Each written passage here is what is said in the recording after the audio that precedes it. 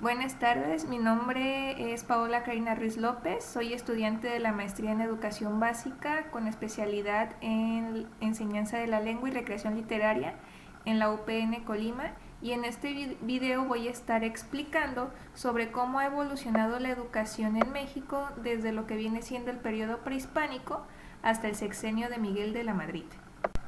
Así pues, comenzamos con la educación prehispánica, que avanza un periodo muy largo que es desde el 2500 a.C.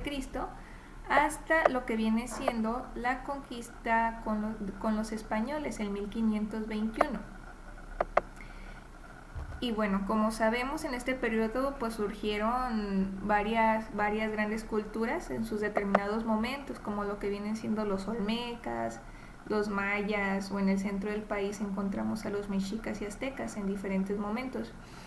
Pero lo que caracteriza a la educación prehispánica más que nada viene siendo la adoración hacia varios dioses, una educación basada en la adoración de varios dioses referidos a la naturaleza principalmente, y el respeto hacia las personas, una educación muy moral. En la educación prehispánica se tenían dos tipos de escuelas, la calmecac, destinada a los nobles, y la tepochcali, que era para los plebeyos. En la calmecac se les instruía a los hijos de nobles para que se formaran como sacerdotes o como guerreros. También estos tenían cuidadores especiales que los instruían en su conducta, mientras que los plebeyos en el tepochcali aprendían un oficio y también ayudaban en las actividades cotidianas de sus papás, como por ejemplo en la elaboración de artesanías o en la implementación de algún oficio, mientras que las niñas simplemente aprendían sobre las tareas del hogar o igualmente alguna artesanía con sus madres. A partir de 1521 y hasta 1816 estamos hablando de un periodo donde ya estábamos colonizados por los españoles. Por lo tanto, el sistema educativo que tenían los indígenas se vio gravemente afectado, o más que nada pues se cambió el enfoque que tenía debido a las nuevas ideologías que nos vinieron a implementar, regidas estas ideologías principalmente por la religión católica. En este periodo de 1521 a 1816 principalmente se llevaba a cabo una enseñanza evangelizadora, donde la mayor preocupación era el abarcar o el expandir el cristianismo aquí en México.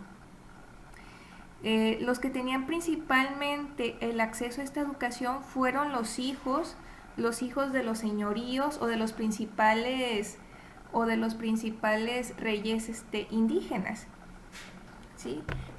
También igualmente con la llegada de Vasco de Quiroga se crearon algunas instituciones que eran llamadas hospitales pueblo, en donde hombres, mujeres y niños que no tuvieran algún privilegio recibían las primeras letras, esto es que se les enseñaba a leer, pero igualmente basándose en la doctrina cristiana, y en donde también se les enseñaba algún oficio para implementar en la comunidad. También a la corona desde España le importaba que la religión se expandiera en el nuevo territorio descubierto.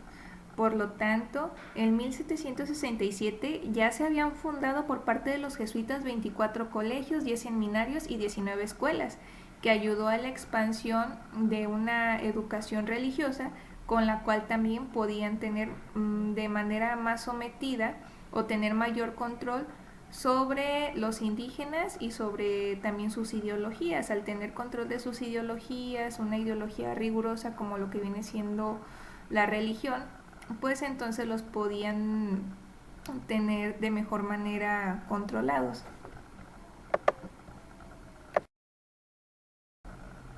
Ahora, en la educación del periodo posindependiente de 1821 a 1936, encontramos a la educación con mayor apertura y mayor accesibilidad hacia la población, aunque no en gran número, pero bien la primaria se extendió a gran parte del país.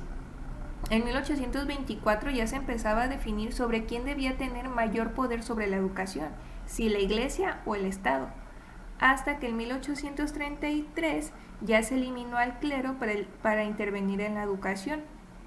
Con la llegada de Benito Juárez en 1867 se promulgó la Ley Orgánica de Instrucción Pública, en donde por primera vez se estableció que la educación primaria era gratuita y obligatoria.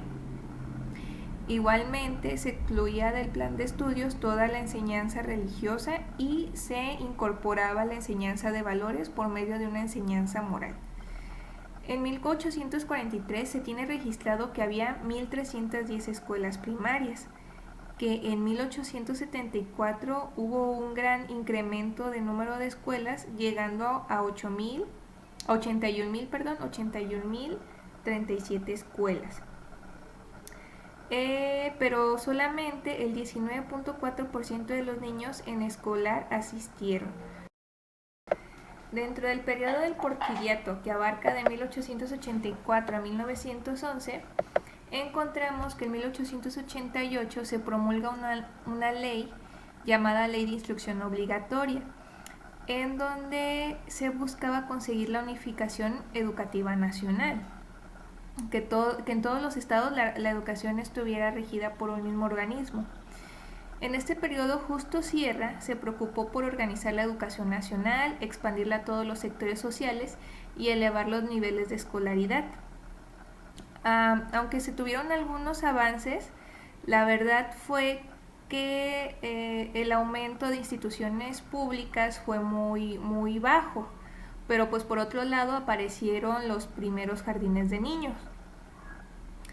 En la educación primaria se puede decir que solamente llegó a las ciudades más importantes, y quienes tenían mayor acceso eran las personas de clase media, quienes vivían en las zonas urbanas y semiurbanas.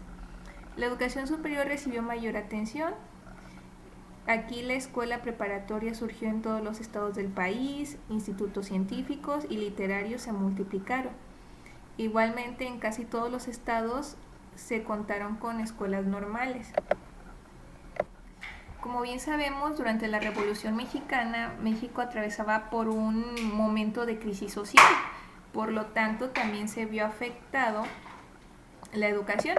Sin embargo, se tuvieron algunos avances, como por ejemplo, se crearon leyes en los estados de la República Mexicana para favorecer la educación. En 1917, con la nueva Constitución, se estableció ahora que la educación era laica, obligatoria y gratuita. En 1921 se da un paso enorme en la educación en México al crearse la SEP por parte de José Vasconcelos, se crea la Secretaría de Educación Pública e igualmente se conforman las misiones culturales.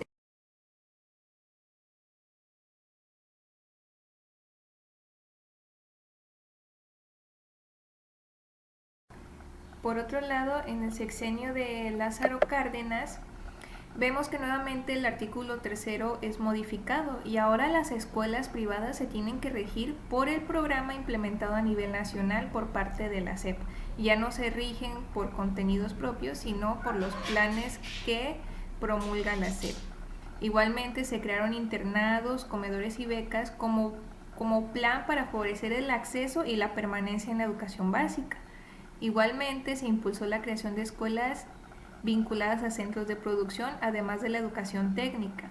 Esto con la finalidad de que la población se instruyera en algún oficio como carpintería, ganadería, agricultura, apicultura. Y uno de los grandes avances a nivel superior fue la fundación del Instituto Politécnico Nacional. En 1940 era prioritario abatir el analfabetismo. Por lo tanto, este era uno de los objetivos que se buscaba. En 1940 y hasta 1952, este fue reducido hasta el 50%. Aquí la primaria también se expandió demasiado, dando un 60%, mientras que en preescolar se expandió un 276%. Debido a la expansión, también el número de maestros tuvo que aumentar, y este llegó hasta el 66.7%, pero pues en comparación con esto las escuelas solo incrementaron un 0.9%. En 1943 se crea el CENTE, el Sindicato de Maestros, y es reconocido por parte de la SEP como el organismo que defiende los derechos de los docentes. Igualmente, en 1946 se hace otra reforma al artículo 3, donde postula nuevos principios que están basados en la educación científica, democrática y nacional, liderada por la libertad, la justicia y la paz para mejorar la convivencia humana.